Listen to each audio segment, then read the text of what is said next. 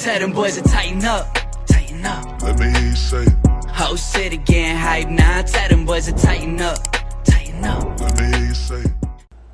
What's good, YouTube? It's your boy Cass here, and we are here for another Tennessee Titans breakdown, where in this breakdown we're going to be deep diving into second year defensive back Elijah Molden.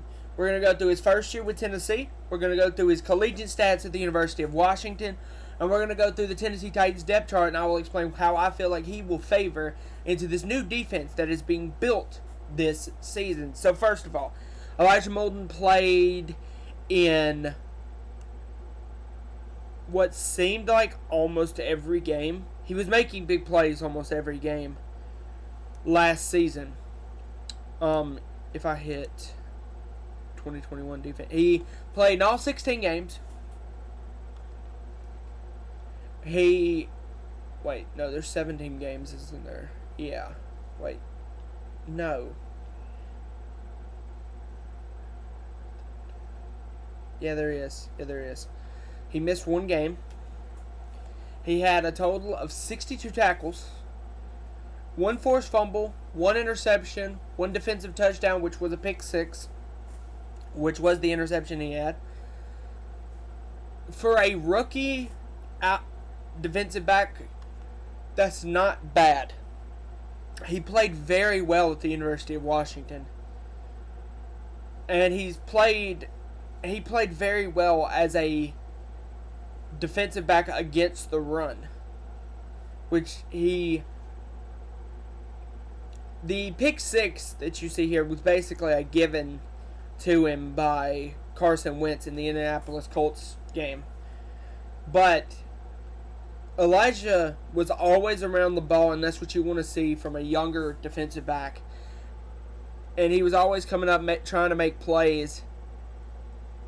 He was very much not successful sometimes in singular deep coverage, but he's also not, that's not going to be what he excels at. He's not a one-on-one deep down the field corner. He's a nickel corner that's going to play inside and is going to go up against the smaller receivers, which is where he's going to excel at. So, if we dive into Elijah's career at Washington, we see kind of similarly what I'm talking about. He didn't really play much his first 2 years at Washington.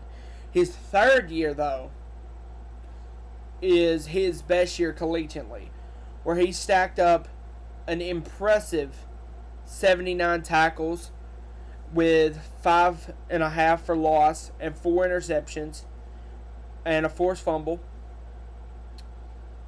His senior year, he only played in 4 games, ended up having a season-ending injury. Had only 26 tackles and 1 interception that year. With that's why I really think Elijah wasn't the top tier pick people thought he could have been.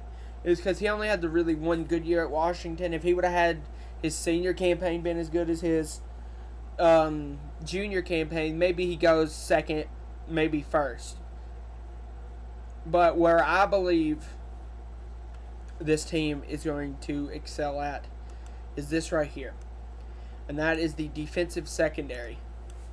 There's too many good players in this secondary now for it not to be successful. You have Christian Fulton, you have Amani Hooker, you have Caleb Farley, you have Roger McCure, you have Elijah Molden, you have Chris Jackson, who a lot of people don't like to talk about, but I think was a steal where we got him in the 6th round or 7th round out of Marshall. It was one of the two.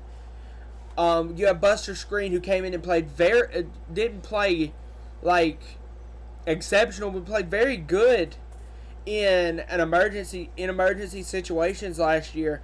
You have Theo Jackson, who you drafted out of the University of Tennessee this year, who apparently has been very impressive in minicamp. And then you have guys like Kevin Byard and Amani Hooker, who are your veteran leadership in the middle of the field, both as your safeties. You have 5 young defensive backs that could go on to be stars in this league. Maybe 4. because you have Farley, McCurry, Fulton, Molden. All of those have the potential to one day be stars in the league. Chris Jackson has potential to one day be a starter in this league. He has, and I'm gonna make a whole video about Chris Jackson, but we're predominantly talking about Elijah Molden, and that's why I think he's really going to be used in the nickel position, in the middle of the field, and I think that's probably the best decision for him. Once they decide what they want out of Amani, whether they want to bring him back or not, I think the eventual move may be to move Elijah to safety, because he's a smaller framed guy, and I think that might be the smartest decision for Elijah, is to move him to safety. But overall, I think he's going to be very, very good for Tennessee going forward, as I do with the entire secondary. Anyway, guys, if you guys like this video, leave a like. If you really like it, subscribe. And if you guys have any recommendations for the Tennessee Titans breakdown, if you can, drop them in the comments. Tomorrow will be the premiere of the Go Home episode of LAW. If you guys want to watch that, that'll go live at, I believe, 2 o'clock tomorrow. I'll be back with the Tennessee Titans breakdown Thursday. Friday's LAW Power Up. I'll be back with another breakdown on Saturday. And then Sunday is LAW Act on Instinct. If you guys enjoyed this video, hit the like. If you really like it, subscribe. And I will see you guys in the next video. This is your boy Cass, and I am out. Bye, guys. Boys are tighten up, tighten up. Let me hear you say it. Whole city getting hype now. Tell them boys to tighten up, tighten up. Let me hear you say it. Knees